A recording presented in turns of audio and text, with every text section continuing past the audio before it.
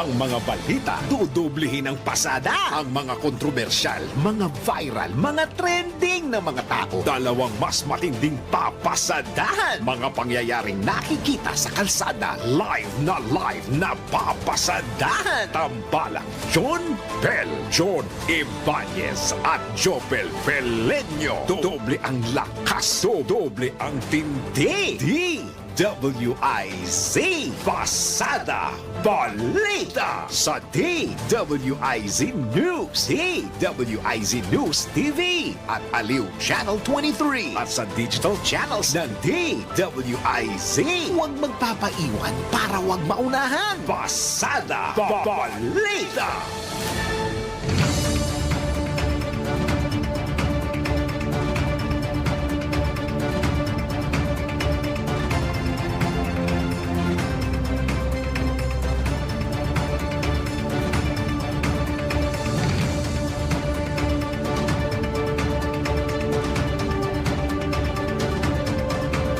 Narito na ang headline sa Pasada Balita ngayong araw ng Huwebes, ika-20 sa buwan ng Pebrero 2025.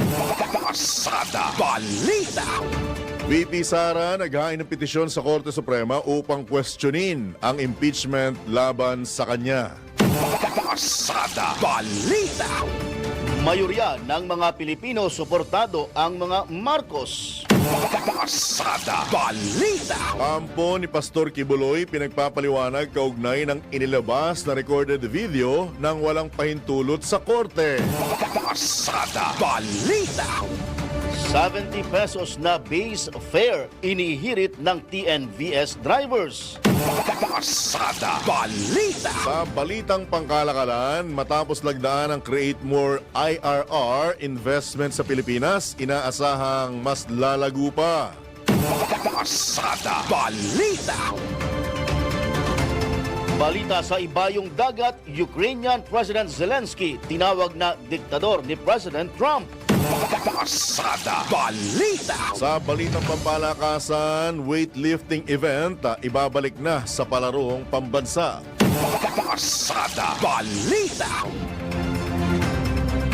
Sa balitang pangkalusugan, pagkain na dapat at hindi dapat kainin ng may TV o ng mga may TV ating alamin. Pasada Balita. At sa balitang showbiz, Andy Eigenman ibinahagi ang masayang family bonding matapos ang kontrobersiya noong mga nakaraang linggo. Pasada Balita. Ang balitang ito ay hatid sa inyo ng Fuji Denso Home and Commercial Appliances, where you get reliable, durable, and energy-saving products. Upgrade your usual appliances to Fuji Denso HD Inverter Appliances. Fuji Denso, quality above all. Upgrade your home, upgrade your business with Fuji Denso, quality above all. Ang balitang ito ay hatid sa inyo ng Technogas Technique Kitchen Appliances. Technogas Technique is available in appliance stores nationwide. Furnish your kitchen with Technogas Technique appliances. Technogas Technique, your cooking partner. That's the Technogas Technique. Tambalang John Bell, John Ibanez at Jopel Pelenyo. Pasada Balita. Magandang umaga Luzon, Visayas, Mindanao, Pilipinas. Kami po ang inyong tagapaghatid balita, Johnny Ibanez. Jopel Pelenyo. Pasada Balita. At ngayon sa detalye ng mga nagbabagang balita, kinumpirma mismo ni Supreme Court spokesperson Camille Ting na naghain na ng petisyon si Vice President Sara Duterte para questionin ang bisa ng impeachment process na sinimula ng Kamara. Inihain ng Vice Presidente ang petition for temporary restraining order at writ of preliminary injunction laban sa kanyang impeachment case. Kinwestiyon ng Vice Presidente ang validity at constitutionality ng ika-4 impeachment complaint na tinransmit ng House of Representatives. Ayon kay VP Sara, hindi na-transmit ni House Secretary General Reginald Velasco ang unang 3 impeachment sa Kamara kay House Speaker Martin Romualdez, ngunit inendorso pa rin ang mababang kapulungan sa Senado ang ika-4 na reklamo noong February 5. Ang pag-freeze anya ng Kamara sa unang 3 reklamo ay pagpapakita ng grave abuse of discretion. Niling ng Vice Presidente sa Korte Suprema na isang tabi ay kaapat na impeachment complaint at ideklara na applicable ang 1-year bar o ban mula sa pagsasampa ng unang impeachment complaint noong December 2, 2024. Pasada Balita. Samantala, meron tayong nagmamadaling balita. DWIZ Flash Report. PCSO Acting Secretary Chavez nag-resign. Ilocanong veteranong broadcaster na si Jay Ruiz umuugong bilang susunod na communications chief. Lakay Patrol 13, Gilbert Perdes. Naghain na ng kanyang irrevocable resignation sa Presidential Communications Office Acting Secretary Cesar Chavez. Batay sa pahayag na inilabas ni Chavez na pag-alamang Pebrero 5 pa nito isinumite ang kanyang pagbibitiw sa pwesto. Nakasaad sa pahayag ni Chavez na alis siyang may panghihinayang dahil sa kanyang palagay daw ay hindi niya lubos na natugunan ang inaasahan sa kanya. Subalit inilarawan naman ni Chavez na sa bawat araw daw ng kanyang paglilingkod ay itinuring niyang kanyang huling araw na ang ibig sabihin ay binus niya ang lahat ng kanyang makakaya. Nagpaabot naman ng taus-pusong pasasalamat si Chavez kay Pangulong Ferdinand Marcos Jr. saan niya yung pagkakataon at karangalang makapagsilbi sa administrasyon nito, gayon din sa tiwala at kumpiyansa na ipinagkaloob sa kanya. Ayon kay Chavez, mananatili raw siya hanggang Pebrero 28 sa PC o maaring mas mapaaga pa at ito'y sa sandaling makakuha na raw ang palasyo ng magiging kapalit niya sa nasabing ahensya. Magpapaalam daw si Chavez bilang isang taga-suporta ng Administrasyong Marcos at patuloy na susuportahan ang adhikain nito habang tinatahak ang bagong landas sa labas ng gobyerno. Ngunit mananatili pa niya siya sa larangan ng pampublikong serbisyo. Samantala kahapon, napaulat din na ang veteranong mamamahayag at Ilocanong si Jay Ruiz ang umano'y papalit kay Chavez. Patrol 13, Gilbert Perdes para sa Impilang May Totong Lakas. DWIZ, nagbabalita ng tama, naglilingkod ng tama. Kapag may bagong balita, naka-on air, agad-agad, DWIZ Patrol Report. Sa pagpapatuloy ng ating balitaan, kabilang sa mga naging legal na kinatawan ni Vice President Sara Duterte sa kanyang inihaing petisyon sa Korte Suprema, ang kanyang ama na si dating Pangulong Rodrigo Roa Duterte. Bukod naman sa dating Pangulo, isa rin sa mga abogado ng pangalawang Pangulo ang kanyang biyanan na si Attorney Lucas Carpio Jr. Una rito, naghain ng petition for certiorari and the prohibition si VP Duterte para hilingin ang agarang paglalabas ng Temporary Restraining Order o TRO at writ of preliminary injunction upang pigilan ang Senado sa pagsasagawa ng impeachment trial. Nabatid na hiwalay ang ginawang petisyon ni VP Sara sa naunang petisyon na inihain ng isang grupo ng mga abogado mula sa Mindanao. Pasada Balita. Tiwala naman ang isang miyembro ng 11-man prosecution panel na hindi makikialam ang Korte Suprema sa isasagawang pagdinig ng Senado sa impeachment case laban kay VP Sara. Ginawa ni House Deputy Majority Leader at Iloilo Representative Lawrence Defensor ang pahayag matapos lumabas sa mga balita na naghain ng petisyon si VP Sara sa Korte Suprema upang pigilan ng Senado na magsagawa ng impeachment trial. Bagamat aminadong hindi pa nababasa ang naturang petisyon, kumpiyansa naman si Congressman Defensor, isa rin namang abogado na hindi pangihimasukan ng kataas-tasang hukuman ng nasabing usapin. Bukod naman sa Vice Presidente, naghain din ng petisyon ng ilang abogado mula sa Mindanao na kilalang malapit kay dating Pangulong Rodrigo Duterte upang harangin din ang pagsasagawa ng impeachment trial. Mayroon ding naghain ng petisyon sa Korte Suprema na humihiling naman na atasan ng Senado na simula na impeachment trial laban kay VP Sara. Pasada Balita. Iginiit naman ni Senate President Chis Escudero na hindi ang Senado ang sasagot o magsusumite ng komento sa Korte Suprema kaugnay ng petition for mandamus na nagsusulong ng agaran ng simulan ng Senado ang paglilitis kay Vice President Sara Duterte. Ayon sa Senate President, ang Office of the Solicitor General bilang abogado ng gobyerno ang siyang sasagot o magkokomento, kakatawan at hahawak sa petisyon. May ginawa na anyang komento ang Legal Division ng Senado kung saan ibibigay nila ito sa Office of the Solicitor General para sa kanilang impormasyon at konsiderasyon. Pasada Balita. Isinumiti na ng Bayan Muna Party List ang petition paper nito sa Senado para agad na aksyonan ang impeachment trial kay VP Sara. Ayon kay Bayan Muna Party List Chairman Nery Colmenares, isa itong formal at official submission na inaasahan nilang maipapamahagi sa mga senador para mapag-aralan. Nakasaad niya sa submission paper na may sapat na panahon ng Senado para magpulong bilang impeachment court at isang impeachment ground lamang ang kailangan para mapatalsik si VP Sara sa kanyang pwesto. Umaasa si Chairman Colmenares na dating kongresista at abogado at bahagi rin ng prosecution team noong corona impeachment na mapapakinggan ng Senado ang kanilang petisyon at masimula ng pagtalakay sa impeachment dahil kung talagang gugustuhin anya ng mga ito na mag-convene, posibleng tapos na itong talakayin bago pa mag-June 30. Pasada Balita. Mas marami umanong Pilipino ang sumusuporta sa mga Marcos kumpara sa mga Duterte at kanilang kaalyansa. Sa resulta ng tugon ng masa survey ng Octa Research, 36% ng adult respondents ang sumusuporta umano sa administrasyon ni Pangulong Ferdinand Marcos Jr. habang 18% lamang ang nagsabing sila daw ay pro-Duterte. Kaugnay nito, 26% ng survey respondents ang nagsabing wala silang sinusuportahan sa dalawa habang 12% ang tumangging sumagot o hindi alam kung sino ang pipiliin. Samantala, 8% naman ng respondents ang nagsabing sinusuporta nila ang opposition party. Itinuturing na halos hindi nagbago ang bilang ng Marcos at Duterte supporters mula sa third quarter tugon ng masa survey noong August 2024. Gayunman, bumaba ng 2% ang pro-Marcos kumpara sa mga taga-suporta ng pamilya Duterte. Pasada Balita. Sa iba pang tampok na balita, dapat nang masubsidize ang bigas upang makayanan ng mga ordinaryong Pilipino na pakainin ang kanilang pamilya ng 3 beses sa isang araw.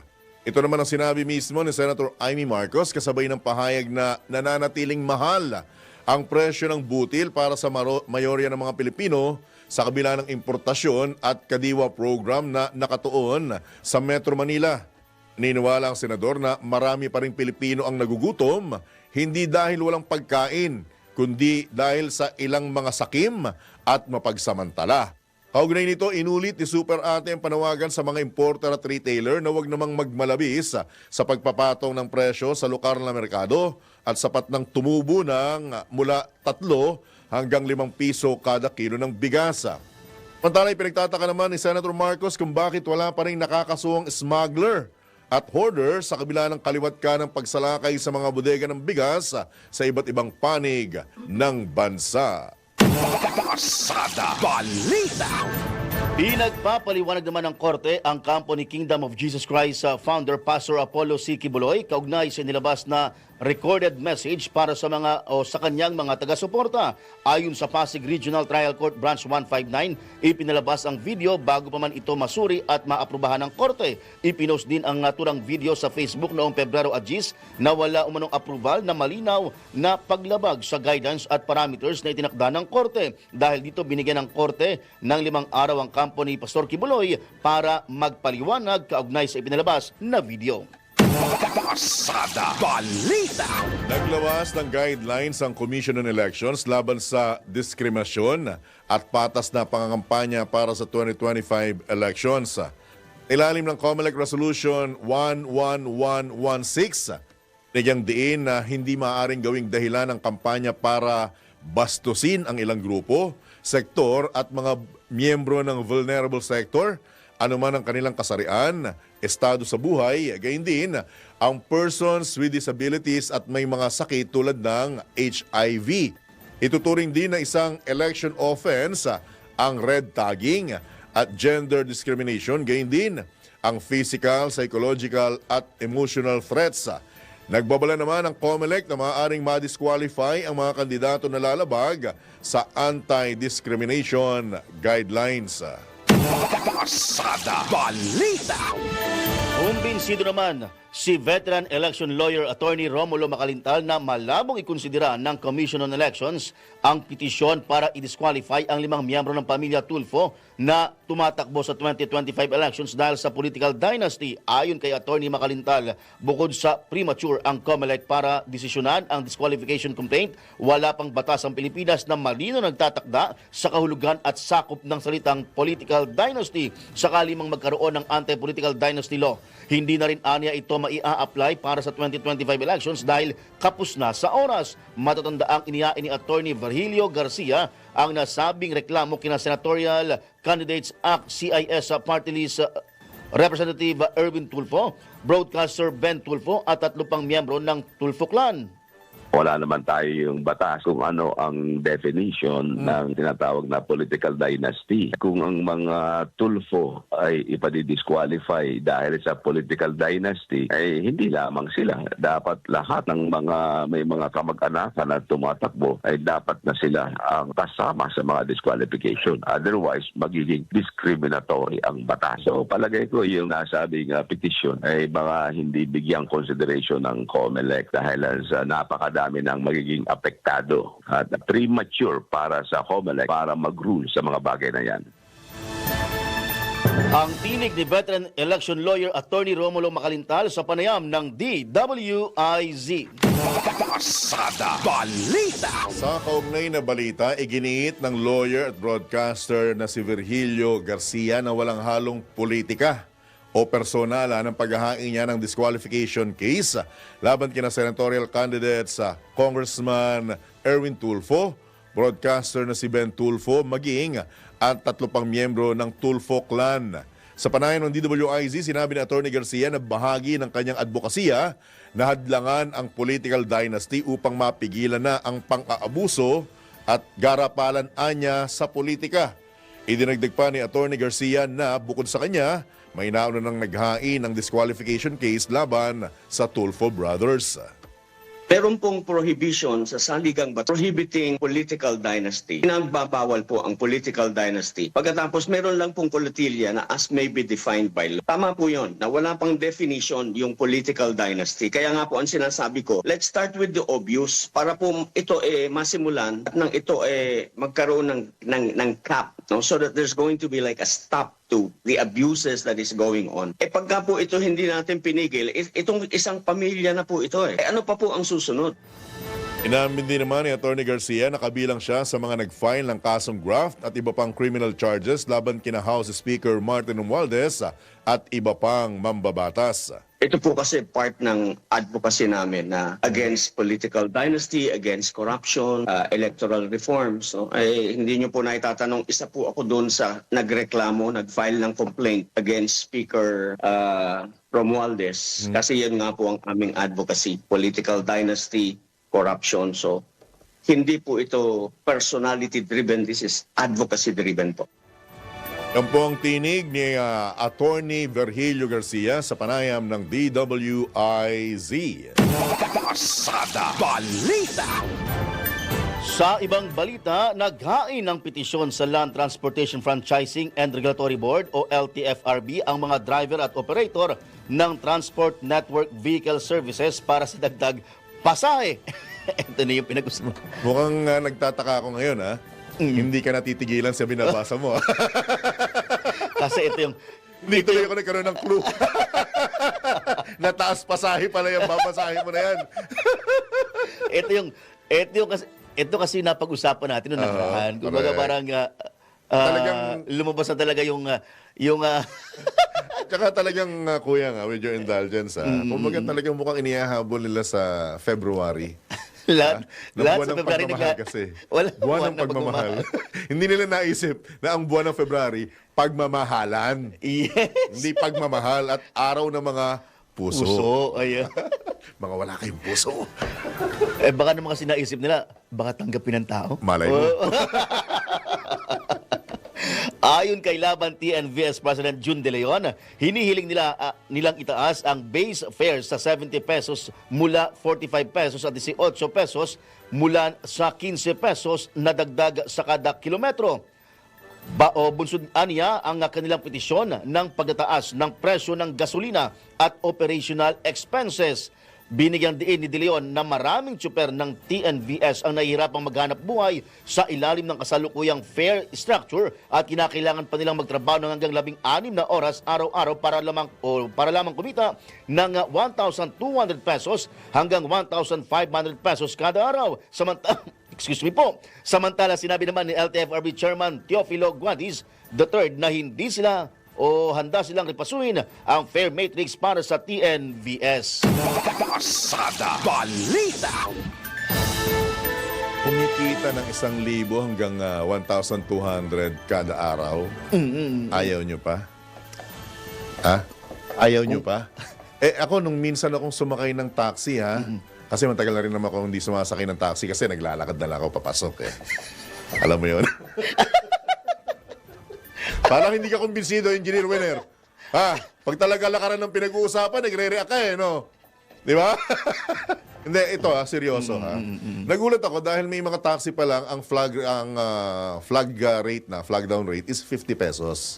Tapos ang problema sa kanila, dahil nagsulputan itong iba't iba pang mga riding something na to, yung dating 1,000 nilang kinikita na 12 hanggang 24 oras, naging 500, 700. Ito yung mga legitimate na taxi ha. Tapos itong TNVS, kumikita na kayo ng 1,000, 1,200 pataas sa isang araw, nagre-reklamo pa kayo. Kaya nga, yun ang... Di ba? Yun ang, kumbaga parang kung ikukumpara mo sa kita ng lehitimong taxi sa kita ng TNVS, talagang mas malaki ang TNVS. Oo. Kasi yan yung hinahabol ngayon ng mga tao. Correct. Kasi desente ang dating. Yes. Di ba? Diyan ka para, yaman ko. Kanina, ito lang sasakyan ko. Ngayon, ito lang sasakyan ko. Correct. Hindi nila alam, TNVS lang. Yes, kumbaga top of the line. Correct. At saka hindi mo mahalata na taxi. Correct. Ang sa akin lang, karapatan nyo naman po yan eh. Kaya lang huwag naman natin pagsabay-sabayin, di ba? Hindi lang naman ho kayong naapektuhan ng pagtaas ng bilihin. Hindi lang po kayong naapektuhan ng pagtaas ng iba't ibang mga produkto. Lahat tayo apektado, di ba? Correct. Halos lahat na. Ang hindi na nagtataas, yung binabanggit mo, Kuyang John. And I mean, yung di ba? Yung mga... proposal na dagdag sahod. Yung Wala dagdag pa, di ba? sahod, yan. Ulitin natin yung Ayan. panawagan, ha? Mababang kapulungan po. Nasa anong pagbasa na po ba itong panukalang 200 peso across the board wage increase? Yes. At Diba? kapag naaprubahan ba yan, May Senado pa yan. may Senado May pa. BICAM pa yan. May BICAM pa. Di ba? Oo. O sakaling maaprubahan, ngayon, ipanalangin natin magkaroon ng himala. Ha? Magkaroon ng himala, maaprubahan ngayong taon. Di ba? O ano pa halaga ng 200 na dagdag? Saan hahantong Saan ang 200 hahantong? pesos Di mo? ba? Oo. Yung mga barko, yung mga... Hindi pa nagsasabi ang barko, ha? Oo, wala Yun wala lang pa ang sila. kulang, yung sa katubigan. Yes. Airfare, magtataas na. Yes. Toll gates, magtataas na. Yes. Tapos Yung seafare. Yun na lang hinihintay, di ba? Para Yes. kumpleto na. Anyway, Yes. para medyo ganahan naman kayo, ha? Etong pangbalanse dyan. Tinutulan ng Liga ng Transportasyon at Operator ng Pilipinas o LTAP ang petisyon na itaas sa 15 pesos ang minimum na pamasahe sa jeepney. Ayon kay LTAP President Calando Marquez, may iba pa namang paraan para makatulong sa transport sector. Sa halip anya ng taas pasahe, dapat pag-aralan ng pamahalaan ang pagbabawas sa 12% excise tax sa langis, gayon din ang pagbasura sa maling Joint Administrative Order noong 2014 na naglalayong patawan ng mataas na kaparusahan ang mga lumalabag na operator ng public utility vehicle sa bansa. Isa ang LTAP sa mga pumirma sa petisyon na inihain pa noong 2023. Git ni Calando, hindi na ito napapanahon at magdudulot lamang ng domino effect kung saan lalong tataas ang presyo ng mga bilihin at serbisyo. Pasada Balita. Target naman ng Department of Transportation na makapagpatayo ng nasa 200 social at farm-to-market ports sa iba't ibang bahagi ng bansa. Ayon kay Transportation Undersecretary for Maritime Elmer Sarmiento, bahagi ang nasabing proyekto ng Build Better More program ng Administrasyong Marcos Jr. Patuloy anyang isinusulong ng ahensya ang modernisasyon ng maritime sector sa bansa. Binigyan din ni Yusek Sarmiento na makatutulong ang mga bagong pantalan sa pagpapalakas ng connectivity ng mga isla at pagsusulong ng ekonomiya, partikular na sa mga rural at coastal areas. Pasada Balita. Oras muna sa udyat. This time check is brought to you by Technogas Technique Kitchen Appliances. Technogas Technique is available in appliance stores nationwide.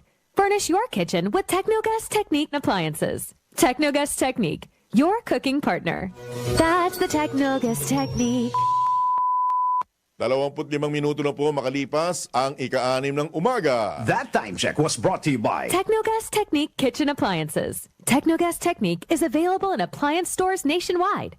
Furnish your kitchen with Technogas Technique appliances. Technogas Technique, your cooking partner. That's the Technogas Technique. That time check was brought to you by Bingo Plus. Download Bingo Plus app now in Google Play and App Store for a chance to win up to 154 million pesos of jackpot prize. Visit bingoplus.com to learn more. With Bingo Plus, bingo sa saya plus sa panalo. Pasada Balita. Sa pagkakataon po ito mga kabalitaan-kabalitaktakan, tayo po'y pinalad na makakausap ang nagbabalik na tagapagsalita ng PAOK, si Dr. Winston Casio. Dr. Casio, good morning. Johnny Bañez at Jopel Pelenyo po. Hello, good morning po. Good morning sa ating mga tagapakinig. Right, unang-una sa lahat, maraming salamat sa pagkakataon, Dr. Casio, na muli long time no hear, no see po, ha? Opo, maraming salamat din sa panyaya. Na-miss din natin yung mga ganitong pagkakataon. Alright. Direct to the point na katanungan, kamusta na po ang issue ng POGO na 2 months after na naging effective po yung total ban na utos mismo ni Pangulong Ferdinand Marcos Jr., Dr. Casio, mukhang may mga guerrilla operations pa rin. Ano pong reaksyon natin dito? Go ahead, sir. Well, expected naman po natin yon na talaga magkakaroon ng mga matitigas ang ulo na mga talagang criminal-minded nga na tinatawag. Pero sa pakikipagtulungan ng PAOK together with NBI, CIDG, DOJ at saka ng Immigration, tuloy-tuloy naman natin nakukuha itong mga ito. In fact, magmula noong February 13, 4 na magkakasunod na mga operasyon yung ikinasa ng commission kasama ng iba't ibang mga ahensya at tuloy-tuloy pa po. We're still receiving a good number of reports. Dinidevelop lang po natin at kung mag-positive po yung mga reports, meron pa rin ho tayong makikita dyan. Confident naman po yung interagency task group na we will be able to meet the deadline set by the president, set by the commission na 8 month, meron kaming 8 months na binigay na deadline sa aming mga sarili para matapos na itong problemang ito. 8 months. So kung February, kasama po yung pasok po yung January, February doon, Dr. Casio? Opo.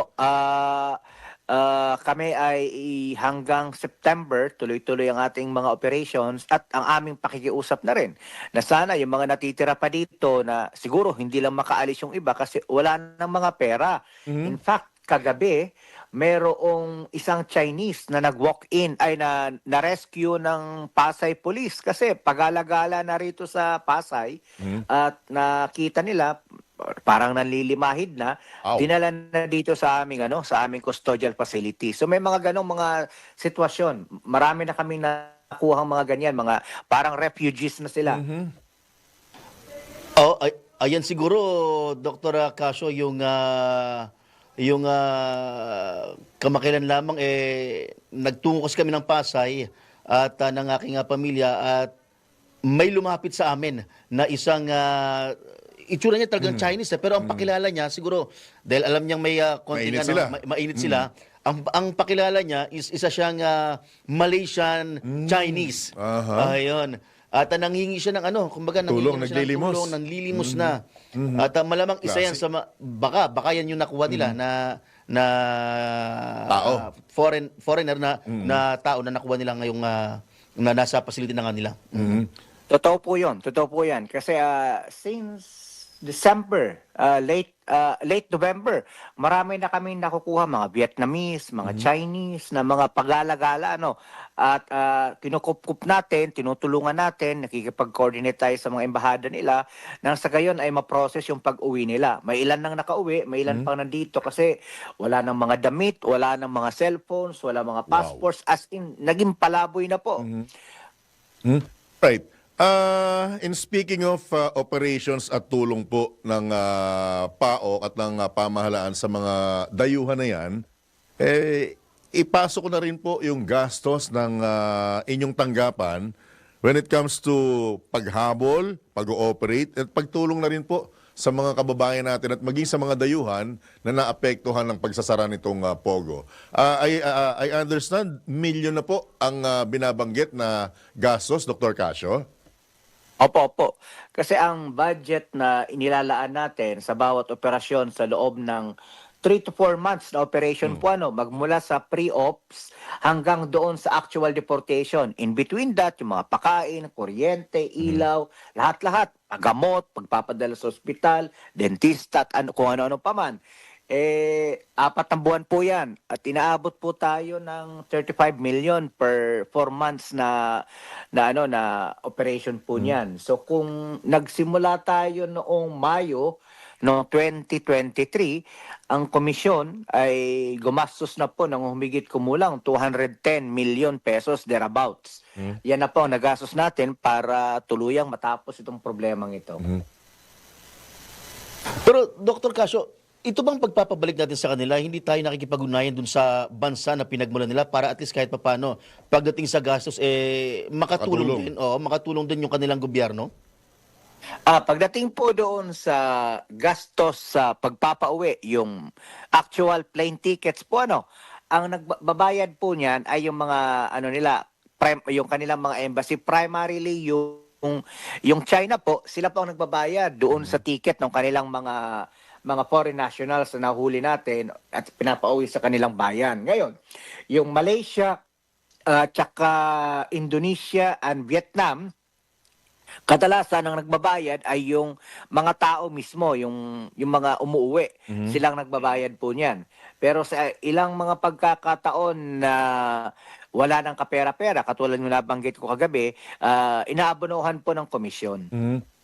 Pero yun po ba, Dr. Casio, sorry pero alam naman natin ang Pilipino kahit sa mga lumalabag sa batas, mabait pa rin yan Hospitable pa rin yan given na yan Ang tanong, mababawi nyo po ba, Dr. Casio, yung mga ginastos ninyo, lalo na dyan sa mga sinasabi nyong na-identify naman na sobrang illegal alien or blacklisted, or may mga kaso na hanggang ngayon nasa inyo pa rin pong pangangalaga, Dr. Casio? Well, when it comes to pagbawi dun sa nagastos, as of the moment, we have so many real estate properties that are under litigation and under civil forfeiture.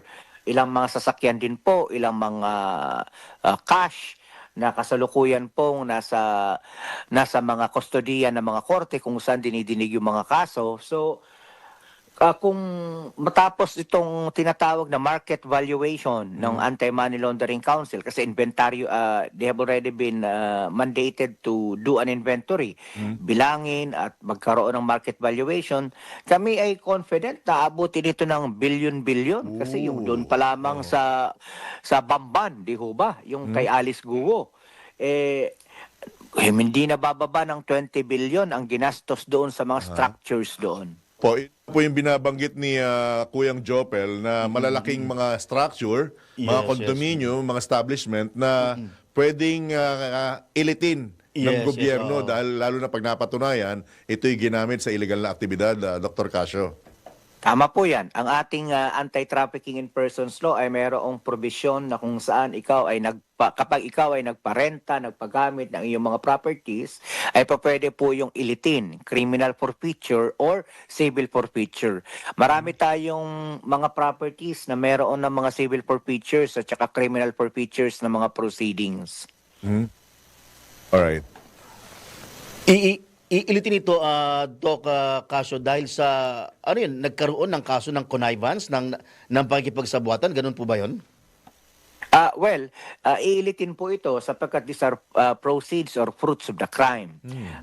Halimbawa, balikan natin yung kaso ng Bamban, yung Baofu, yung Sunyuan Technology, Hongsheng ni Alice Lial Guo. That particular property was bought, developed, built primarily for the purpose of conducting illegal businesses, which is offshore gaming operation. So right at the very get-go, that particular property is by nature illicit. illegal. So, kaya iilitin po talaga ng gobyerno yan. Right. Doc, ito medyo hindi ko lang sigurado kung gaano babagsak ito doon sa sinasabi niyong iilitin. May nakapagkwento po kasi sa akin na isang taga Metro Manila, nananahimik po, meron siyang mansyon dito somewhere in Metro Manila na inupahan po in advance ng Chinese National ng 10 million a month. In advance ng 2 taon, so humigit kumulang 200 milyon yun kung tama ang aking mathematics. Yung po bang ganon, Doc Casio, isang private citizen na nananahimik na inalok ng ganong magandang renta sa kanyang property, pasok din po ba yan sa sinasabi niyong iilitin? We'll have to conduct an investigation po, ano. Po. Alam niyo ho kasi, pag mga ganyan, people should not readily accept and jump into any offer. Katulad niyan, ang offer sa kanya, binayaran siya ng 240 million, good for 2 years, at Chinese National. Kung nakita niya na yung bahay niya ay maraming mga Chinese na nakatira na at saka mga computers and so on and so forth, this is a residential area. Kung hinayaan niya magamit ito for commercial purposes, may pananagutan din po siya. Alright. Kahit hindi niya po talaga, kumbaga nasabi lang, ay, kesa naman nakatenga tong bahay ko, might as well magamit. Hindi ko naman to nilagyan ng for rent nagboluntaryong upahan niya to Tsaka Ganon din, sir? Sino bang hindi maaakit sa laki ng... precisely, sa hirap ng buhay ngayon, sa hirap di ng ba? buhay at sa laki ng Alok. kita. Opo, Ng opo. alok, yes. When we talk of special penal laws, just like human trafficking, criminal intent is immaterial. It's not necessarily to be proven. The fact that the law has been violated, if all the elements of the law has been met to constitute a crime, may pananagutan na po yun. Wow. Hindi sapat na dahilan yung hindi ko naman intensyon Intent sometimes becomes immaterial when we're talking of special penal laws katulad nitong trafficking in persons law. Aray. Anyway. Ayun. Matanong lang din namin na Doc Casio, kasi kung tatahakin po ninyo yung area dito sa may patungo sa may area ng Pasay patungong Parañaque sa may Donggalo. Marami po diyan yung mga nagtayuan ng mga malalaking istruktura ng mga condo unit. May info po ba tayo kung sino yung nagpatayo niyan? May mga establishment pa, may mga commercial establishments na kung makikita mo, may mga nakasulat na mga Chinese character. Kumbaga, ano ba, pag-aari ba o pera ba ng mga Chinese national ang ginamit dito para maitayo ito pong mga istruktura? O sila ba ang nagmamay-ari ng mga property po na ito? Well, technically, by law, they should not be able to own properties in the Philippines. That's against our laws, no? Ngayon, kung hinayaan ng mga local government units, halimbawa, na magmay-ari, mamili, makapagpatayo, magkaroon ng mga negosyong pagmamayari fully ng mga incheck o ng iba pang mga dayuhan, dapat itong imbestigahan yan sapagkat dapat hindi nararapat na magkaroon ng mga ganyang klaseng mga negosyo, real estate properties at kung ano paman ang itong mga foreign nationals na ito. Maliwanag po ang ating batas So kaya nga kami nananawagan kahapon sa press briefing natin doon sa Palasyo, kami ay nanawagan dito sa mga local government units na kung saan maraming na-identify nung nakaraang mga taon na mga operasyon ng POGO at kung saan marami pang nakikita na mga remnants ng mga POGO dito sa Southern Metro Manila. Kami nakikiusap sa mga local government units to help the national government. In fact, ito naman yung panawagan ni Secretary John Vic na talagang makipagtulungan yung mga LGUs. So he has been calling on the mayors na sana ay maging proactive sila.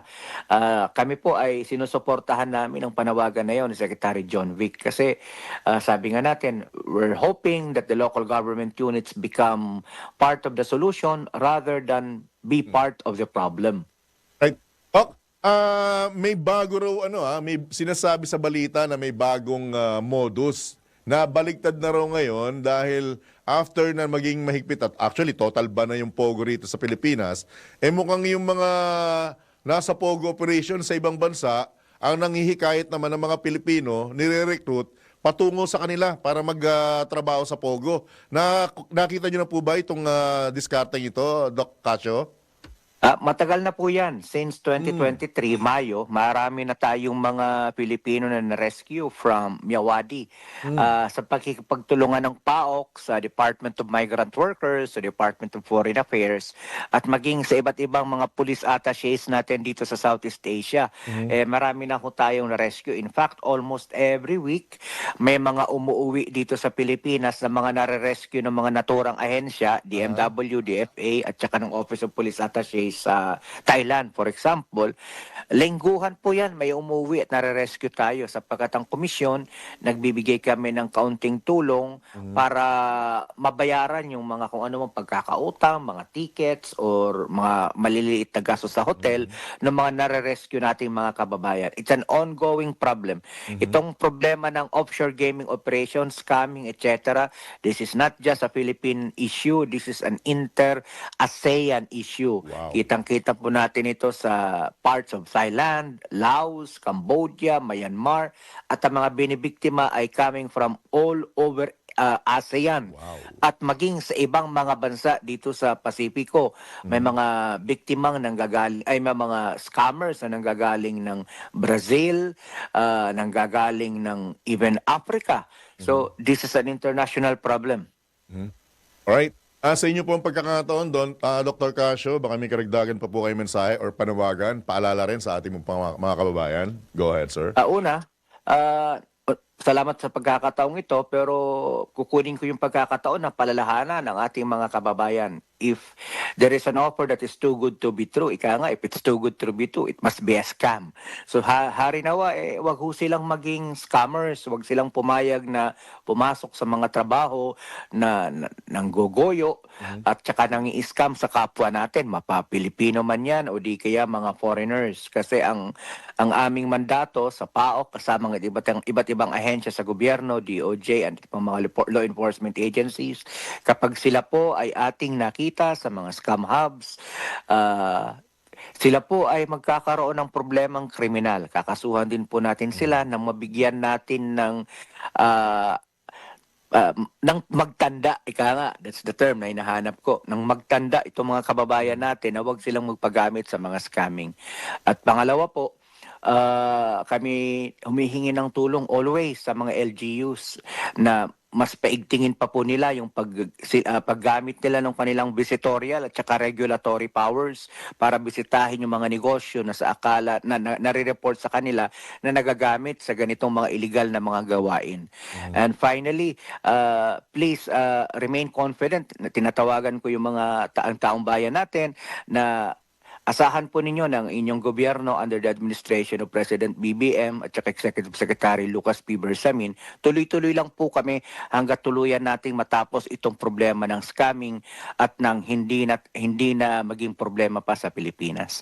Thank you very much po at salamat sa pagkakataon po ulit. Alright, at mananatili pong bukas ang himpilan ng programang ito, Dr. Casio, sa update sa inyo pong end. Maraming salamat po. Good luck, good morning, at ika nga kasama nyo po kami, kakampi nyo po kami sa labang yan, laban sa illegal na aktibidad. Yes. Dr. Casio, thank you so much.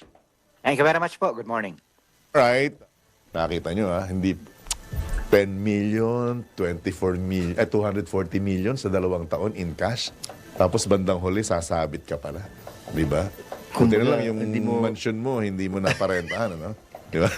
Hindi, sa gilid lang kasi kami. Gilid? May mansion din sa loob. Doon ka sa gilid? Sa gilid. Sa may bakod? Oo, sa may bakod. Alright. Pero bago ang lahat, ito ihabol natin dahil hindi pwedeng mawala sa maghapon ito. Kailangan na sambayanan ito Yung kumain ka ng 3 beses man lang sa loob ng isang araw. Ang altanghap mula naman kay Aling Beth. Aling Beth, good morning! Good morning! Nagsangag ako.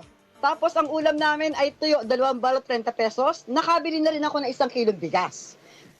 Nakabili ako ng 1 kilo at kalahating sayote, 67.50. Giniling kalahating kilo, 190. Isang itlog, 7 pesos. Harina, 10 piso. Bawang at sibuyas, 15 pesos. Mantika, 25 pesos. Sa total na 394.50 cents, meron akong altanghap na tanghalian ko ay sayote with giniling omelette, at ang hapunan ko ay pikadilyong sayote na may giniling. Ayan, para sa altanghap. Ikaw na, Aling Bet. Yes, yes Lagi po. ko lamang talagang tanong, bakit hindi mo pa isara sa 400? Kasi pang-alkansa ko yung barya. At yung bigas mo ba, inabot ng taon magandang yan, klase yan? Maganda na po, 50 pesos. Nasa hugas din yan sir. Okay. Kahapon niya tayo natuwa ako kay Aling Beth. Alam mo kung bakit, Kuyang? Abay, bakit? Kasi di ba pinag-uusapan natin yung pagmura at pagdami ng kamatis tuwing summer? Nakuha niya. Nakuha niya. Kung ano ibig ko sabihin?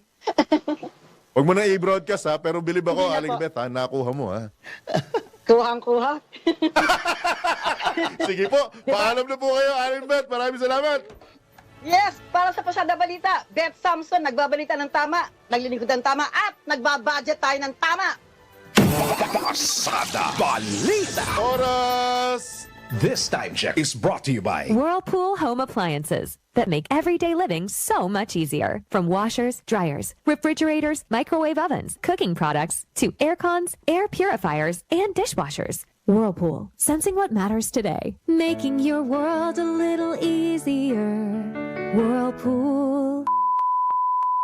10 minuto na lamang, alas 7 na ng umaga. That time check was brought to you by Whirlpool Home Appliances that make everyday living so much easier. From washers, dryers, refrigerators, microwave ovens, cooking products, to air cons, air purifiers, and dishwashers. Whirlpool, sensing what matters today. Making your world a little easier. Whirlpool. Pasada Balita.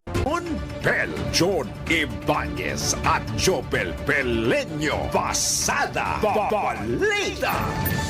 Sa iba pang tampok na balita, inihahanda na ang Senate plenary session para sa impeachment trial kay VP Sara. Gayunman, nanindigan Senate President Francis Chis Escudero na hindi ito mangyayari habang nakabreak ang Kongreso. Ayon kay SP Escudero, tiyak na magkakaroon ng impeachment trial dahil naipasa na ang impeachment complaints at hindi nila inaaksaya ang panahon kundi pinaghahandaan nila ito. Kabilang nga niya sa mga paghahanda ang pag-iinspeksyon sa mga lamesa at witness stand kung inaanay na at pagka-canvas ng robe na gagamitin ng mga senador sa paglilitis. Sa kabila nito, muling iginiit ng leader ng Senado na hanggat walang sesyon, walang trial na mangyayari dahil maliwanag ang kanilang panuntunan kaugnay dito. Pasada Balita. Covered na ng facility-based emergency benefit ng PhilHealth ang lahat ng outpatient emergency cases na accredited sa mga level 1 hanggang level 3 hospital. Kaso nito ng pagpapatupad ng Outpatient Emergency Care Benefit Package na nakapaloob sa PhilHealth Circular 2024-0033. Kinumpirma sa PhilHealth Advisory number 2025-0009 ang expanded coverage na tanda ng pagpapabuti sa access ng members para sa emergency care. Samantala, asahan naman ang announcement para sa coverage ng ambulance services sa ilalim ng pre-hospital emergency sa mga susunod na araw. Pinapaalalahanan ng ahensya ang mga ospital na hindi na nito kailangan ng iba pang accreditation para makapagbigay ng FBE benefits dahil included na ito sa kanilang accreditation bilang mga pagamutan. Gayunpaman, pinagpapasa ng accreditation ang mga ospital na may extension facilities sa kanilang PhilHealth Regional Offices, laman ang pangalan at complete address ng kanilang affiliated facility. Pasada Balita. Sa pagkakataon ito, tumanggap tayo ng mga pag-uulat mula sa labas ng himpilan. Philippine Coast Guard tumanggap ng ekta-ektaryang lupain mula sa lokal na pamahalaan ng Abukay, Bataan. Saan gagamitin ito? Alamin natin ng detalye mula kay Patrol 5. Ayayupang ko. Malugod na tinanggap ng Philippine Coast Guard ang 20 hektaryang lupa na donasyon ng lokal na pamahalaan ng Abukay, Bataan sa makasaysayang permahan ng Deed of Donation sa National Headquarters ng Philippine Coast Guard dito sa Maynila. ipinaabot ni Philippine Coast Guard Commandant Admiral Ronnie Hill Gavan ang pasasalamat nito sa mamamayan ng Abukay, Bataan sa pangunguna ni Municipal Mayor Ruben Tagle. Ayon kay Admiral Gaban, gagamitin nila ang naturang lupa para sa docking facility at sheltering area ng mga barko ng Philippine Coast Guard, deployment ng mga kawani at kagamitan para sa operasyon upang matiyak ang pagbabantay sa territorial waters ng bansa. Sa panig ng lokal na pamahalaan ng Abukay, Bataan, nais nilang makatulong sa Philippine Coast Guard upang mapalakas pa nito ang kanilang operasyon at matiyak na mas malapit sa West Philippine Sea ang magiging kampo ng tropa ng Pilipinas. Ito is Patrol number 5. Ay, yung pangkumparisyon Pelmatodon Lakas, DWIC. Nagbabalita ng tama, naglilingkod ng tama. Pasada Balita. Isa pang pag-uulat sa labas ng himpilan. Pahayag ni Pimentel na uubrang mag-convene ang Senado bilang impeachment court kahit hindi mag-special session kinontra ni SP Escudero, pero handa itong ikonsidera o pag-aralan. Ulat atid di Patrol 19, Sally Ortega, Bueno. Hindi sang-ayon si Senate President Chis Escudero sa sinabi ni Senate Minority Leader Coco Pimentel na kahit nakareses ang session, maaari mag-convene ang Senado bilang impeachment court kung sasang-ayunan nito ng mayorya ng mga senadora. Para kasi kay Escudero, dapat na sa isang open session may refer ang impeachment complaint at makapag-take ng oath ang mga senador bilang impeachment judge. Kaya ayon kay Escudero, kung papayagan niya ang naturang pahayag ni Pimentel, taliwas ito sa kanyang posisyon at paninindigan na buong ingat at hindi mamadaliin at walang pagkakamali ang magiging proseso nila sa impeachment. Ito para hindi nila mabigyan ng bala ang kampo ni Bibi Sara laban sa Senado na nakabatay sa idea o opinyon na walang legal standing o provision sa Constitution. Gayunman, sinabi ni Escudero na i-refer nila ang nasabing idea ni Pimentel sa Rules Committee at legal team para mapag-aralan. Ito sa Patrol 19, Sally Ortega Bueno para sa impilang metodong lakas sa DWIC. Nagbabalita ng tama, naglilingkod ng tama. Kapag may bagong balita, naka-on air, agad-agad, DWIC Patrol Report. Tambalang John Bell, John Ibanez at Jobel Pelenyo. Pasada Balita. At sa oras na alas 7 na po ng umaga, narito po ang isa pang February Love Quote mula sa aming chairman, Boss D. Edgard A. Cabangan. The best things in life are not things, but persons who make you feel loved and cared for. Think good, think God, thank God. Have a great day ahead and God bless you. February Love Quote, napaka-ikli, napaka-simple, pero napakalalim at madamdamin. Mula kay Boss D. Edgard A. Cabangon, ang chairman ng Aliw Broadcasting Corporation.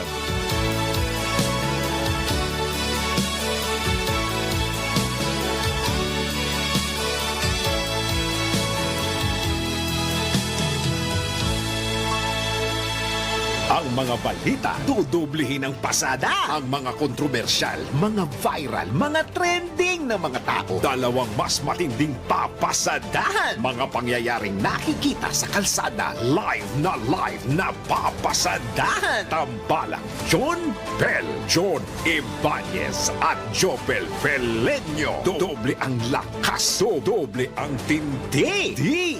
DWIZ Pasada Balita sa DWIZ News, DWIZ News TV at Aliw Channel 23 at sa digital channels ng DWIZ. Huwag magpapaiwan para huwag maunahan. Pasada Balita.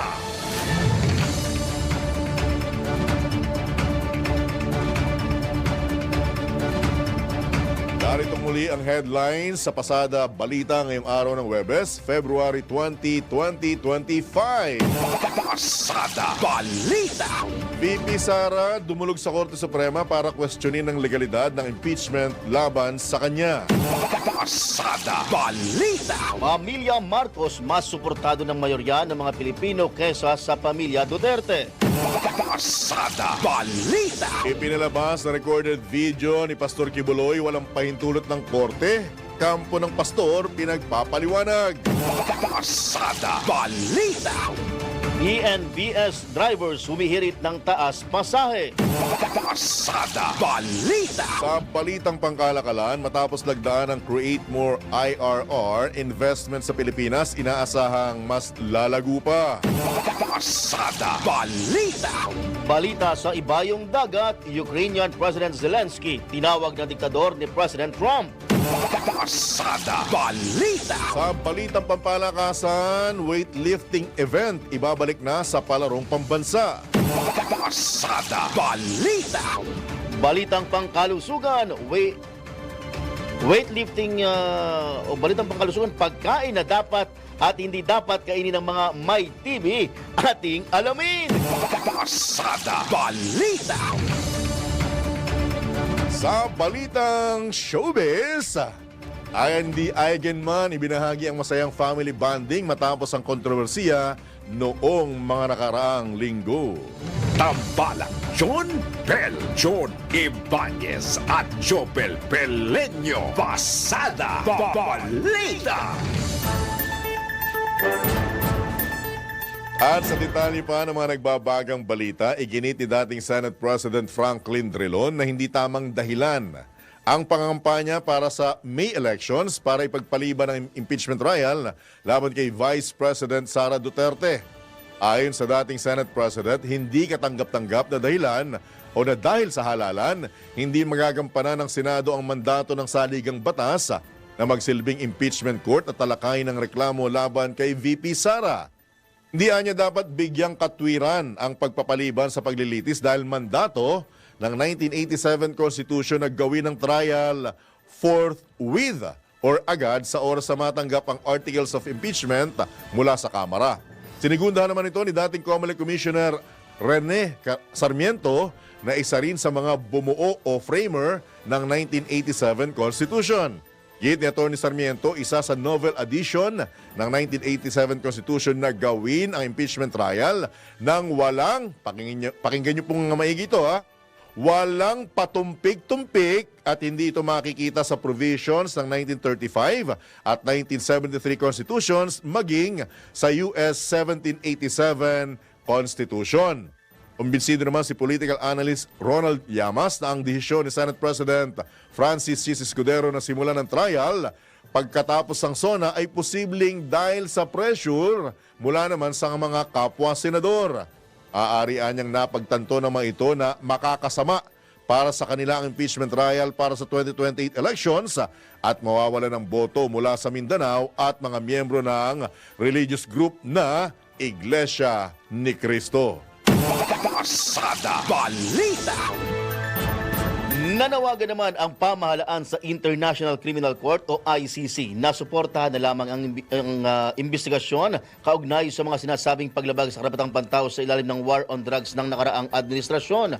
Sa bagong Pilipinas ngayon, muling binigyan diin ni Solicitor General Maynardo Guevara na hindi pipigilan ng Pilipinas ang ICC sa investigasyon ito. Gayunman, umaapila rin aniya ang Pilipinas sa ICC na huwag nang asahan pa ang gobyerno sa ginagawa nitong investigasyon lalo't abala rin ito sa sariling pagsisiyasat. Hinggil dito, dagdag pa ni Solicitor General Guevara, makatutulong ang ICC kung sila ang magbibigay ng karagdagang impormasyon sa Philippine government upang mapanagot ang mga dapat managot. Pasada Balita. Balik impeachment tayo Kumuha tayo ng pag-uulat, update mula naman sa Senado. Mataas na kapulungan mag-iingat sa proseso ng impeachment para huwag mabutasan ng kampo ni VP Sara. Detalye nagbabalik, Patrol 19, Celi Ortega Bueno. Hindi bibigyan ng Senado ng pagkakataon na may makitang basihan ang kampo ni Vice President Sara Duterte para questionin ang proseso ng Senado sa impeachment case laban sa kanya. Ito ayon kay Senate President Chis Escudero ang dahilan kaya't nag-iingat siya ng gusto na mabutasan at mabigyan ng bala si BP Sara na dumulog sa korte at magkaroon ng pagkakataon ang Supreme Court na manghimasok o makialam sa Senado sa impeachment process na itinuturing na political process. Git ni Escudero, kailangan maging malinaw sa rules ang saklaw ng kapangyarihan ng Senado para sa pagdaraos ng impeachment trial dahil kung hindi ay posibleng kada galaw nila ay aakyat lamang ito sa Korte Suprema. Nagiging maingat din ang Senado sa pagripaso at pagbuo ng impeachment rules para hindi maakusahan ang kampo ni BP Sara na ito'y ginawa para talaga siya ay makonvict. Tiniyak naman ni Escudero na magiging patas ang Senado para wala silang dahilan o rason na questionin ang mahakbang kapag nag-convene na ang Senado bilang impeachment court na magsasagawa ng paglilitis sa Vice Presidente. Ito sa Patrol 19, Sally Ortega Bueno para sa impilang metodong lakas sa DWIC. Nagbabalita ng tama, naglilingkod ng tama. Pasada Balita. Isa pang pag-uulat sa labas ng himpilan. Malacanang nilinaw na wala pang naitatalagang bagong kalihim ng PCO kapalit ni Secretary Chavez. Ulat hatid ni Patrol 13, Gilbert Perdez. Inamin ng Malacanang na wala pang naitatalagang susunod na kalihim ng Presidential Communications Office o PCO. Ginawa ni outgoing PCO Acting Secretary Cesar Chavez ang pahayag matapos siyang maghain ng irrevocable resignation. Ayon kay Chavez mismong si Executive Secretary Lucas Bersamin, ang nagsabi raw sa kanya kagabi na wala pang nailuluklok si Pangulong Ferdinand Marcos Jr.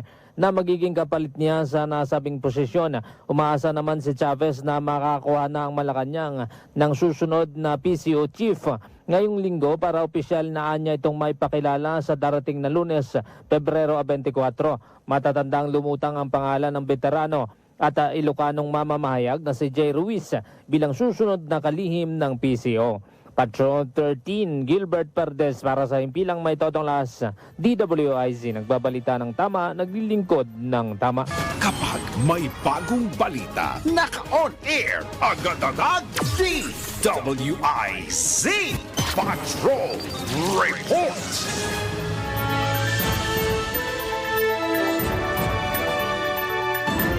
Samantala, sa pagkakataon pong ito, tayo po'y pinalad na makakausap ang mismong chairman ng Commission on Elections, si Chairman George Erwin Garcia. Chairman Garcia, good morning po. Johnny Bañez, Jopel Peleño. Live na po tayo, DWIZ, Aliw Channel 23. Chairman? Bayan natin, magandang umaga rin po. Right. Una sa lahat, maraming salamat po sa pagkakataon na ipagkakalob nyo sa amin. Ituturing na namin kayong suki dahil syempre papalapit yung midterm elections. Marami pong mga issue na dapat pong linawin at hingan ng update mula sa inyong mismong tanggapan. So direct to the point na katanungan na po, ano na pong update sa petition laban sa Tulfo family? Chairman Garcia. Sir John, ito pong petisyon na na-file ng isang attorney Garcia ay patungkol sa issue ng anti-political dynasty. Sir, hindi ikaw yan, ha? Hello po, Chairman, Sir hindi John. po ikaw yung attorney Garcia na yan, ha? Hindi po tayo yan. Parang tumatakbo din po isa sa Quezon City kung di tayo nagkakamali. Opo. Ang mga kalaban Sir niya si John, Congressman Ralph. Yes po, Sir John, Sir Jopel, ano po, so yan po kaagad nating pinaraffle sa isa sa mga divisions ng COMELEC. Meron po tayong 2 divisions ng COMELEC na may 3 miyembro na commissioners at ito po yung na-raffle sa First Division. At ngayong araw na ito, ang First Division po ay mag-i-issue ng tinatawag nating summons upang yung mga respondents ay mapasagot o magkaroon ng sagot 5 araw pagkatanggap po nito. At pagkatapos po niyan, pwede na po masubmit for decision o resolution yung mismong kaso. And hopefully po, bago po matapos ang mga second week to third week ng March, magkakaroon po ng resolution patungkol sa kaso ng disqualification po na ito. Po.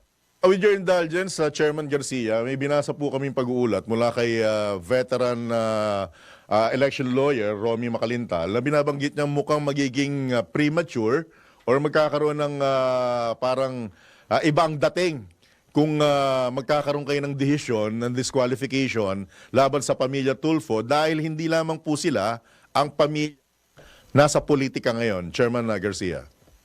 Siyempre po, hindi ako makakapag-komento sa bagay na yan dahil ayaw kong ma-preempt yung mismo magiging ruling decision po namin, whether for or against the petition. Ang importante po, gumugulong na yung ating proseso and therefore, wag kayong mag-alala dahil ang COMELEC will be fair dito sa ating decision kung ano yung batas. Yan po yung ating ipapatupad lamang dito. And so, whether this will preempt or this will have to include other families or what, wala po tayo munang pinag-uusapan doon. Sapagkat dito po sa atin, kung sino yung may kaso, yun lang po ang pwede naming madesisyon at hindi kami pwede mag-extend ng ruling sa ibang similarly situated kung wala naman pong nakafile na kaso laban sa kanila. Opo, pero ang binabanggit po, Chairman Garcia, with your indulgence, na matatapang po itong mga kandidato at mga politikong ito dahil binabanggit na wala pa naman pong epektibong batas laban sa dinastiya or dynasty. Can you comment on that, Chairman? Kasama rin po yan, so hindi natin mako-comment. Pero again, aminin natin sa saligang batas natin, meron talagang anti-political dynasty. As to whether may batas o hindi, yan po ay ang ating aalamin, lalo na kapag nagkaroon na ng pagdinig dito sa kaso po na ito. At siguro po, meron po kasing dalawang kaso patungkol sa political dynasty dito. Yung isa yung pinail ng anim ang pangalan ng grupo o asosasyon. And ito po yung involved po dito, yung mga malalaking pamilya dito sa ating bansa. So, kung sakasakali po yan na magiging issue talaga. May batas ba patungkol dyan sa political dynasty? Doon po sa SK Reform Act, meron po tayong prohibisyon ng political dynasty hanggang second degree of consanguinity and affinity. Kaya dati po madami kaming dinisqualify patungkol sa ground na yan. Dito po sa Bangsamoro, sa election code po nila, Sir John, Sir Jopel, meron din po sila na anti-political dynasty provision na kung sakasakali po ngayon magkakaroon ng Bangsamoro elections, ay ipapatupad din namin yung anti-political dynasty provision na yan. Chairman Garcia, sir, kung halimbawa ngayon magkaroon ng anti-political dynasty law, kakayanin pa ba ng COMELEC na makapagdesisyon lalo na malapit na yung 2025 election?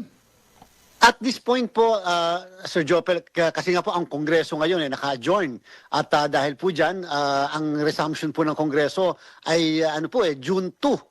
Hanggang 9 na lang sila, isang buong linggo lang yun. Pagkatapos tapos na po ang Kongreso ng 19th Kongreso, talaga pong medyo at this point, kung sakali may mga, kung ano man yung mga batas ang kanila pong nasa isip na ipasa, ay maaari pong hindi na matupad po ito sa panahong yan o sa iksi ng panahong yan. Baka po hindi abutin dahil may Kongreso pa sa House, tapos may Senado pa po at may medyo mahaba-haba yung proseso sa dalawang Kongreso po na yan. Alright. Ililihis lamang po ako Chairman Garcia, with your indulgence. Dito naman po sa kontrobersyal na recorded message ng leader ng KOJC na tumatakbo sa pagkasenador. Ano po ang tindig nyo rito, Chairman Garcia? Bagamat hindi ko pa po talaga, kahapon pa po rin ako natanong, hindi ko po talaga nadidinig pa kasi yung recorded message na iyan, kung yan man po ay paglabag sa jurisdiction at sa mismong order po ng korte, yan po ay para sa korte. Sa amin naman po, hanggat wala kaming, hindi po kasi kami pwedeng basta magmoto proprio sa mga ganyang, kung may kaso mang disqualification, kung sakali ay maghihintay po kami kung may mapafile po sa amin at titingnan natin kung ano po ang bigat nung magiging akusasyon o aligasyon doon po sa kasong maipafile. Pero in the meantime, again, ang isang tao, isang kandidato na humaharap sa disqualification cases ay hindi po matatanggal ang pangalan sa listahan, naandyan pa rin po ang pangalan, maiboboto, hanggat wala pong pinal na desisyon to disqualify yung mismong kandidato. At in fact po, kapag ang kandidato, Sir John, Sir Jopel, ay senador o kaya po party list o kaya congressman, pagka po sila ay naproklama, nakapag-oath kahit sa isang notary public at nakapag-assume, ang assumption po lahat ng mahahalal na congressman, senador at party list ay June 30, noon, 12:01 ng June 30, pag sila po yung nakapag-assume, mawawalan po ang COMELEC ng jurisdiction sapagkat nakalagay po sa ating saligang batas, Article 6, Section 17, na ang jurisdiction ay mapupunta na sa House of Representatives Electoral Tribunal o di kaya naman sa Senate Electoral Tribunal kapag meron ng miyembro ng parehas na Kongreso. So dun po magwawakas ang inyong kapangyarihan, Chairman. Binabanggit yung petsa pag nakapag-oath na. Opo, kapag kami pending pang case sa amin, yung isang tao at nakapag-oath, na-proclaim, nag-oath, nag-assume, sabi po ng desisyon ng Reyes versus Comelec, at Lord Alan Velasco versus the HRET, yan po, mawawala po ng jurisdiction ang Commission on Election. Hindi po katulad, Sir John, Sir Jopel, sa mga local candidates, kapag ka local po, na-proklama, nag-oath, tapos nag-assume, hindi po nawawala ang jurisdiction ng Comelec, pwede pa rin po namin silang tanggalin. Kung may talagang may dahilan at meron pong bigat yung disqualification cases na na-file po laban sa kanila. Chairman, sir, base kasi sa ulat, lumabas yung video message bago yung approval. Kumbaga, nauna yung video message kaysa sa approval ng korte. Ano pong tingin nyo dito, Attorney Garcia, sir? Apo, bilang isang abogado, alam niyo po talagang pagkaganyan po ay korte. Kasi po sa korte, bago ka lumabas o bago ka whatever na ikikilos mo, lalo pat ikaw ay under the jurisdiction ng korte, ay sa korte po lahat. At kung sa palagay po ng korte may paglabag, yung ginawa po, yan po. Sa court po lahat yan sigurado. Sa amin po, wala po kasi bilang isang kandidato, guided po kami doon sa pwedeng maging ground ng disqualification or election offense na naka-enumerate mismo sa Omnibus Election Code. Alright. Right. Okay, tatalon ako sa isa pa pong may kaugnayan sa halalan. Chairman Garcia. Hindi kita tatawagin Attorney Garcia, baka mapagkamalan yung iba. Yung pong sa issue ng mga banner, kasi binabanggit nyo po sa huling nabanggit na news item, na pati po yung sa privately owned na mga sasakyan or maging dun sa mga bumabiyahing mga bus in particular, bawal na rin yung mga naka-display ng mga pagmumukha ng mga kandidato. Paano po hanggang ngayon, may nakikita pa kami, Chairman Garcia? Ganito po, qualified po yung ating sinasabi dyan at baka po hindi na eksakto yung binanggit natin. Huwag naman yung buong bus pagmumukha po ng kandidato. Meron po tayo nakikita kasi, may kakilala ako buong bus kasi. Huwag naman pong ganon. Ang sinasabi po natin, yung pong parang advertisement lang, diba po kahit naman sa bus, may advertisement kalimitan ng mga commercial, yung mga produkto. Ayan, pwede po magganon lang, yung mga maliliit at dapat compliant sa LTFRB regulation. At ibig sabihin, parang nagpa-advertise lang yung mismong kandidato doon sa mismong bus na yon o kaya sa mismong transport vehicle na yan, pero kinakailangan at hahanapin namin yung report ng kandidato sa Statement of Contribution and Expenditure. So technically, hindi po bawal, pero dapat compliant doon sa LTFRB regulation at number 2, meron pong corresponding na amount na mare-report sa kanyang Statement of Contributions and Expenditures. Pero ang lumalabas sa Chairman Garcia, hindi man, pero alam ko nakita nyo na to, hindi man po buong bus, buong likuran naman ng bus yung pagmumukha ng kandidato Di ba paglabag niya sa, unang-una sa gasos, hindi lang po isang bus yun Pangalawa, yung sukat na required ng COMELEC.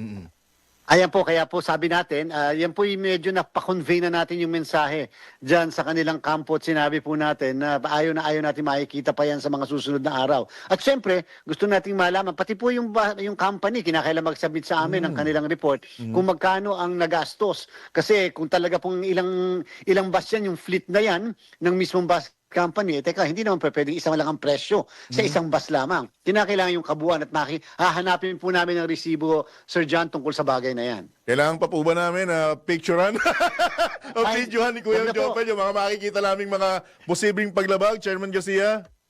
Pero alam nyo, ang maganda talaga, Sir John, Sir Jopel ngayon, meron po tayo sa ating website yung pong ating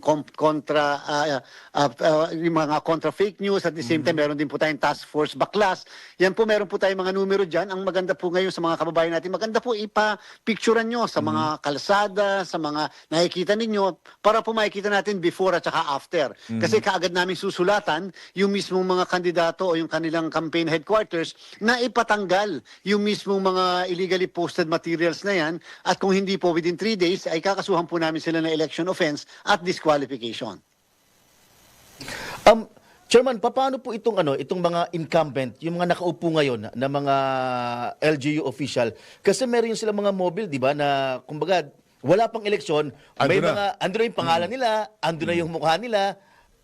Sako po ba sila sa ipinatutupad na polisiya ng COMELEC? Sa kasalukuyan po, Sir Jopel, ganito po. Ang nagsimula pa lang po na kampanya ay sa national positions, senador at saka sa party list. Ang local positions po ay sa March 28 pa lamang mag-start. Yan po ay very important yung mga date na yan sapagkat sabi ng Supreme Court sa kaso ng Peñera versus Comelec, ang mga kandidato, ang mga nag-file ng kanilang candidacies noong October 1 to 8 ng 2024 ay hindi pa kandidato from the moment of the filing of the candidacies. Sila daw po ay kandidato lamang sa unang araw ng campaign period at yan po ay magsisimula ng February 11 sa national at sa March 28. So kahit po nakikita natin po yung pagmumukha ng mga kandidatong lokal sa ating pong mga, sa kanilang pong mga ambulansya o sa mga sasakyan, wala pa po silang nakukomit na violation. In fact, kung napansin nyo, kahit nung nagbabaklas ako, medyo masama ang aking loob, pakiramdam, sapagkat isipin nyo, nagbabaklas ka sa poste nung sa national candidates, sa party list, pagkatapos katabing-katabi, yung mismo sa local, hindi namin matanggal. Sapagkat wala pa kami technical in jurisdiction sa kanila, hindi pa po sila kandidato. So hindi kayo maaakusang discrimination, Chairman? Ayan po, at kapapasa lang po namin ng resolution kahapon sa anti-discrimination at therefore ayaw nating masabihan naman na parang may kinikilingan tayo. Alright, malino. Actually, napakarami po naming gustong talakayin tungkol sa bagong guidelines. Kaya lang medyo natatalian ang aming kamay dahil sa oras. Pero nasa inyo pong pagkakataon, Chairman Garcia, karagdagang mensahe po sa ating mga kababayan, lalo na po sa mga kandidato ngayon. Go ahead, Chairman. Sa mga kandidato po, Sir John, Sir Jopel, maging maayos lang po tayo, wag po tayong pasaway. Sundin lang po yung patakaran ng COMELEC at sa ating pong mga kababayang botante. Alam niyo po, ito yung tamang pagkakataon. Alamin natin ang ating pong ang pag-uugali ng mga kandidato na liligaw sa ating boto. Hindi po ba kahit nanliligaw, tinaalam mo mabuti, ano ba ang ugali niyan? Ano bang pagpinanggalingan niyan? Ano ba ang background nito? Upang tayo makapamili po ng tama. Wag po natin sayangin itong pagkakataong ito. Dahil kapag sumusunod sa batas at patakaran ng isang kandidato, nararapat na mapusuan po natin sila. Alright, bago ko tatuluyang pakawalan ka, Chairman Garcia, kailan ba kita makikita at maririnig na galit? Alam niyo po, kinakailangan lagi tayong calm, Sir John, kasi alam niyo po dito sa ganitong klaseng trabaho, nako tatanakang mabuti, kita niyo po yung buko namumuti na, kaya ko nang patino ko kumukunot-kunot na. At least nandiyan pa. Nag-iba lang ang kulay, hindi nawala. At least baby face. Alright, Chairman. Sir John, Thank you for being Sir John, honest and salamat sport. po. Maraming salamat sa pagkakataon. Good morning po. Sir Ingat. Jopel. Mabuhay po. Sir, mabuhay po. Alright, yan po mga kabalitaktakan. Lilinawin ko Chairman George Erwin Garcia ng COMELEC. Huwag mong tawagin, Atty. Garcia. Baka madali. Correct. At nagisuki na rin po natin yan. Lalo ngayon, may papalapit na midterm elections. Okay. Engineer Manar Contehino, tatawa-tawa ka dyan? Oras sa hudyat. 25 minuto na po makalipas ang ikapito ng umaga. Oras hatid sa inyo ng PhilHealth para sa bawat Filipino. That time check was brought to you by Bingo Plus. Download Bingo Plus app now in Google Play and App Store for a chance to win up to 154 million pesos of jackpot prize. Visit bingoplus.com to learn more. With Bingo Plus, bingo sa saya, plus sa panalo. Pasada Balita Bel John Ibanez at Jopel Pelenyo. Pasada Balita. Sa pagpapatuloy ng ating balitaan, idaan na lang sa balota sa halip na demanda. Ito ang tugon ng Senate President Francis Escudero sa payag ni dating Pangulong Rodrigo Duterte na patayin ang 15 incumbent senators para makapasok ang mga ini-endorso niyang senatorial candidates. Ayon kay Senate President Escudero, hindi naman niya naramdaman na kasama siya sa sinabihan ng dating Pangulo at sa tingin niya, walang senador ang nakaramdam na banta ito sa kanilang buhay. Giit ng Senate leader, nakakalungkot ang mga nasabing payag ngunit mainam na idaan na lamang ito sa balota sa halip na sa demanda. I don't feel alluded to. Para hindi ko naman naramdaman na isa ako dun sa 15. Hindi ko alam kung sino, pero parang hindi naman yata ako kasama dun. Pangalawa, nakakalungkot man yung mga ganyang pahayag. Namamanhid man tayo sa mga ganyang pahayag na parang okay na rin dahil nasanay tayo ng 6 na taong ganon. Sana kung may sagot man doon, kung may buwelta man doon, kung may sukli man yon, siguro sa balota na lang natin tingnan sa pamamagitan ng ating mga kababayan. at wag na sa pamamagitan ng demanda. Personally, sa party ko. But I cannot speak for the other senators, neither am I speaking for the Senate because we have not talked about this matter. But I don't think any of the senators actually felt threatened by that remark. I just saw a few of them during the birthday of a senator and that was not even talked about. Ang pahayag ni Senate President Francis Escudero. Pasada Balita. Your indulgence ha, Kuyang Jopel, ang tanong ko lamang, pagka ba ikaw ay Senate President, hindi mo na ituturing ang sarili mong senador? Ba senador ka pa rin? Ikaw lang ang leader ng Senate. Pero Yes, senador Pangulo. ka. Kumbaga, Pangulo ng Senado. Pangulo ng Senado. Nothing against SP Chis Escudero, kaibigan ko yan eh. So, sinabi mo senador, kasama ka dun. Ito walang pinangalanan, kasama ka, andun ka eh. Akin lang ha, sa akin lang. Ngayon, kung hindi ka threatened, good for you. Diba? Kasi ang inaano niya ata, baka hindi siya kandidato. Baka ang inaano doon yung mga Bagay kasi kandidato na. hanggang 2028 siya. Yes, Ang talino mo, Congressman. Naiinis ako sa'yo paminsan-minsan. Ha? Hindi kasi siya re-electionist eh. Kaya. Yes. Pero hindi Kasi meron din nagsasabi na, sabi niya, tigilan ang yung pagkokomento tungkol sa impeachment trial. Pero siya naman ang salita. Di ba? Kaya nga may nagsabi sa kanya hindi si Senate President Chis Escudero ang Senado.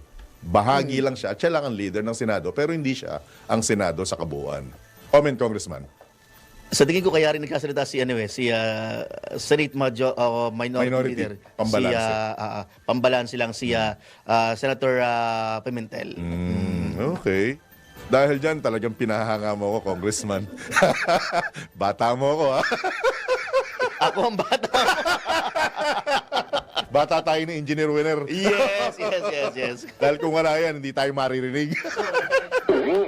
Samantala, eto para sa mga vloggers at vloggers, nagpa-podcast at maging sa mga nasa lehitimong media industry. Yes. Nanindigan ng isang leader ng Kamara na wala sa layunin ng investigasyon ng House Tricom na supilin ang kalayaan sa pamamahayag.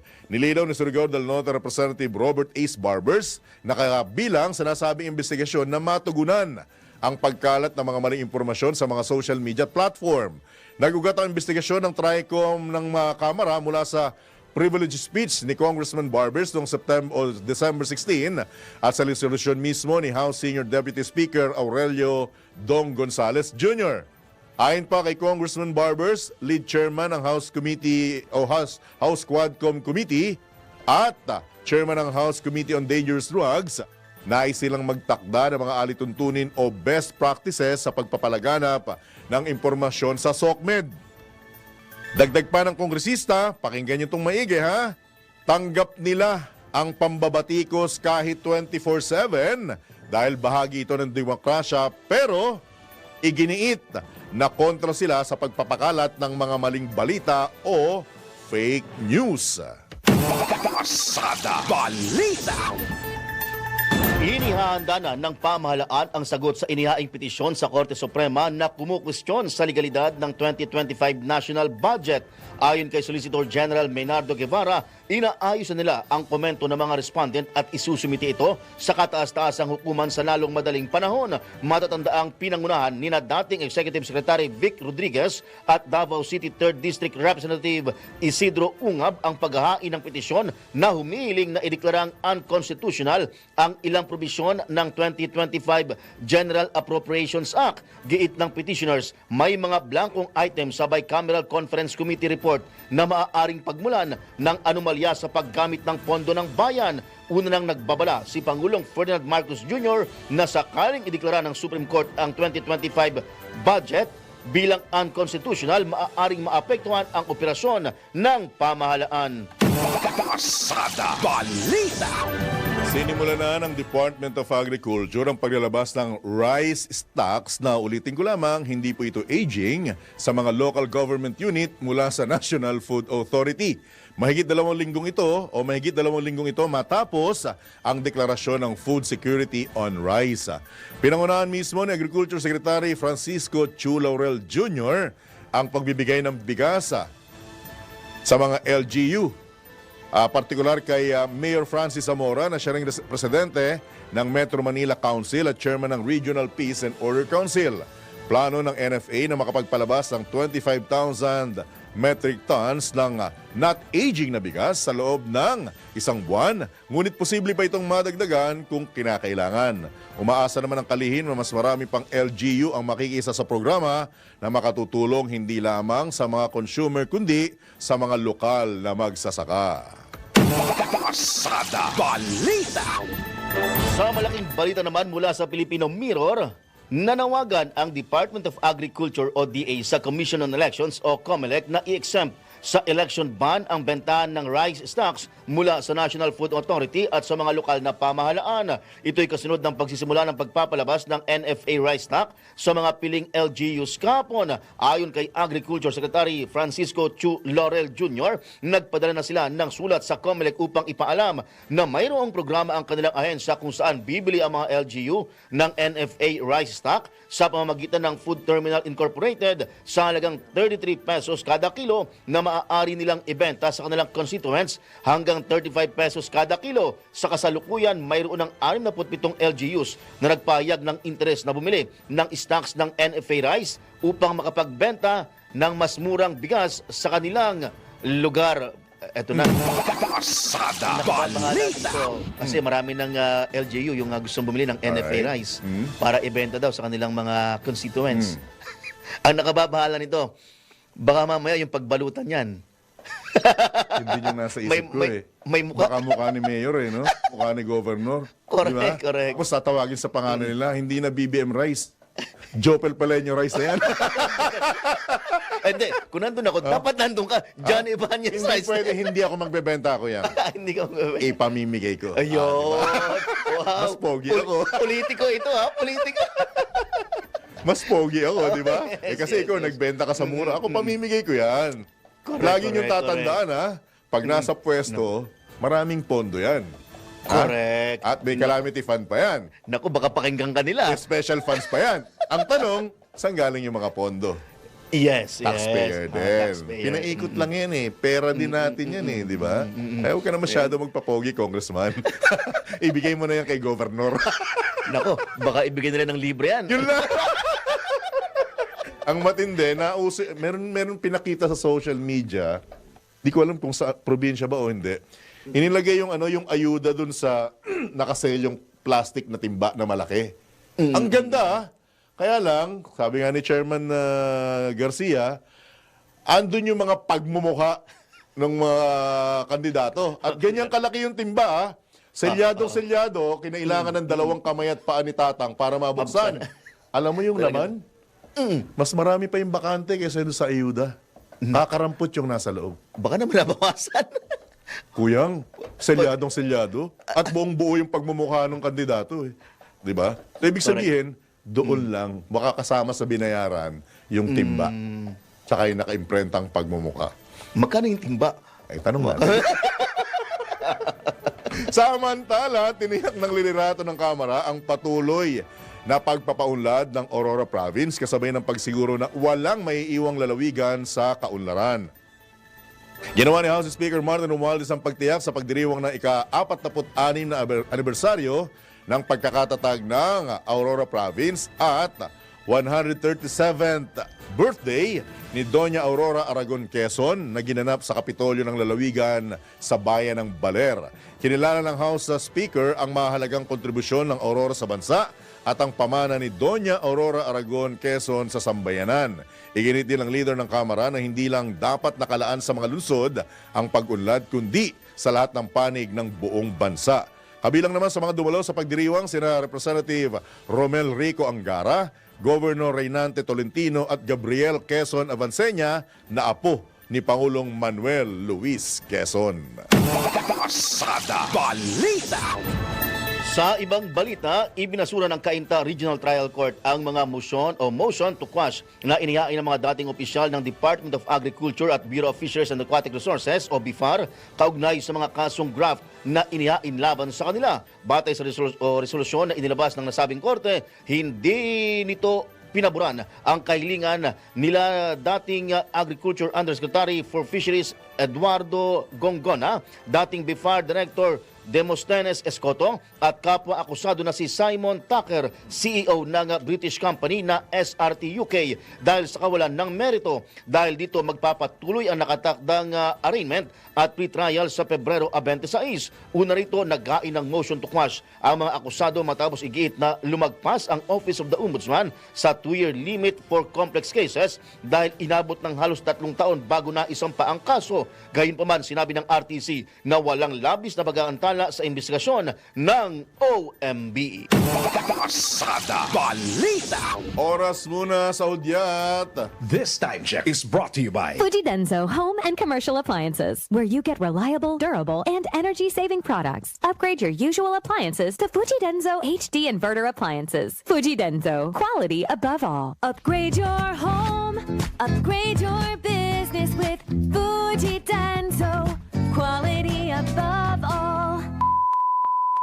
15 minuto na lamang, alas 8 na ng umaga. That time check was brought to you by Fuji Denso Home and Commercial Appliances, where you get reliable, durable, and energy-saving products. Upgrade your usual appliances to Fuji Denso HD Inverter Appliances. Fuji Denso, quality above all. Upgrade your home, upgrade your business with Fuji Denso, quality above all. Oras hatid sa inyo ng Arena Plus. Sa Arena Plus, astig sa sports. Download Arena Plus app now in App Store. You can watch it also on arenaplus.ph. Sa Arena Plus, astig sa sports. Gaming is for 21 years old and above only. Keep it fun, game responsibly. Pasada Balita Bala. John Bell, John Ibanez at Jopel Pelenyo. Pasada Balita. Ano ba makakaisip na gawing tambalang Double J? Di ba? Double J, di ba? Ha? Kaya lang, ano sa palagay mo? Biglang tanggapang gobernador at congressman. Sa magpapatuloy ng ating balitaan, sinibak sa pwesto mismo ni Agriculture Secretary Francisco Chu Laurel Jr. ang, makinig kayo ha, manager ng National Food Authority sa Occidental Mindoro.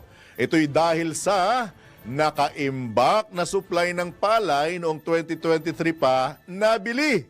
Ayon sa kalihim, aabot sa 20,000 na mga sako ng palay ang pinabayaang nakaimbak sa bodega ng NFA.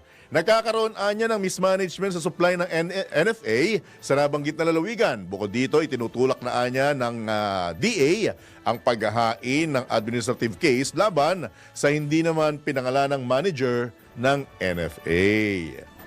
Pasada Balita. At walang luma. Walang luma. Ang sabi ni Administrator Larry Lacson, aging. Yes. Kasi nga naman, taon eh. Nagbilang ng taon eh. Kumbaga nagdadagdagan yung taon na naka-stack. Pero ang sa akin, ang pinaka-classic example ng aging, bukod sa alak, si Engineer Winner. Dito na nagka-age yan. Dito na nagka-age yan sa impilan na to. Bumalik ka na lang dito. Ano? Isiningin lang ako, nandito na yan. Nagtrabaho ko, nagsimula ako sa media, DWIZ, at pinagmamalaki ko yan kahit saan ako makarating. Nawala ako ng halos 3 dekada. Pagbalik ko, Engineer Winner Contihino pa rin. Wow. Grabe. Ibig sabihin, baby face pa rin? Hindi yun ang pinag-usapan natin. Hindi na ba yun? Aging ang pinag-usapan natin. Anong baby face? Wala sinungaling dito. Mag-report tayo ng tama. Naririnig pa ba ako? Ikaw na, Congressman. Aray ko. Ano? Bumaba ng mahigit na 26% ang naitalang krimen sa bansa sa pagsisimula ng taong 2025. Ito, good news ito. Batay sa datos ng Philippine National Police o PNP, simula Enero 1 hanggang Pebrero 14, umabot lamang ng mahigit 3,000 ang naitalang 8 focused crime. Mas mababa ito kumpara sa 4,000 at 800 kaso na naitala sa parehas na panahon noong nakaraang taon. Ayon kay PNP Chief General Romel Francisco Marbil, malaki ang nagiging papel sa investigasyon at pagdutas ng kaso ng pagpo-post ng mga krimen sa social media. Gayunpaman, pinaalalahanan pa rin ng PNP Chief ang publiko na manatiling mapagmatsyag at gamitin ng tama ang social media. Pasada Balita.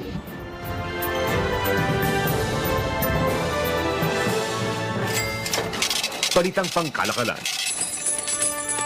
Sa latest ng Filipino Mirror, umaasa si Philippine Economic Zone Authority Director General Tereso Panga na mas maraming investor pa ang magtatayo ng kanilang negosyo sa economic zone sa bansa kasunod ng paglagda sa implementing rules and regulations ng corporate recovery and tax incentives for enterprises to maximize opportunities for reinvigorating the Economic Act.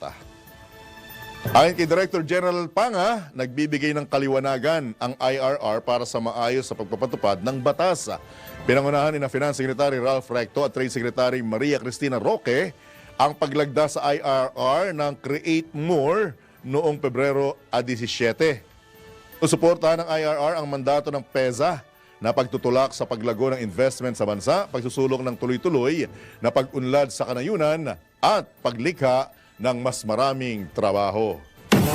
Pasada Balita. Mga balitang dapat alam mo kahit sa labas ng bansa. DWIZ Balita sa ibang bansa.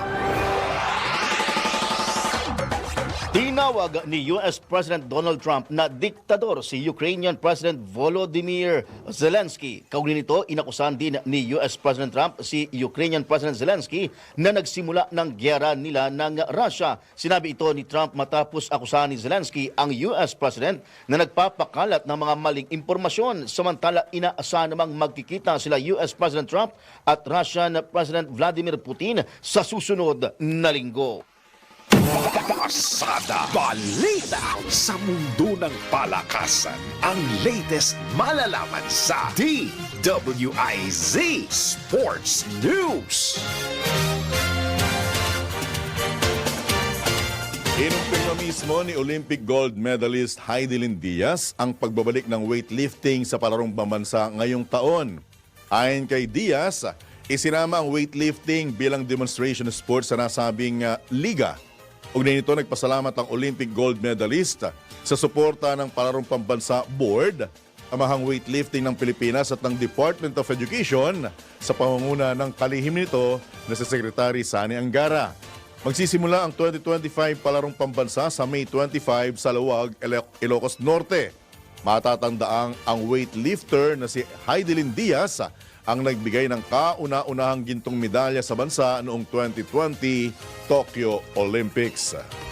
Pasada Balita. Ang balitang ito ay hatid sa inyo ng Arena Plus. Sa Arena Plus, astig sa sports. Download Arena Plus app now in App Store. You can watch it also on arenaplus.ph. Sa Arena Plus, astig sa sports. Gaming is for 21 years old and above only. Keep it fun. Game responsibly. Pasada Balita. Balitang pangkalusugan.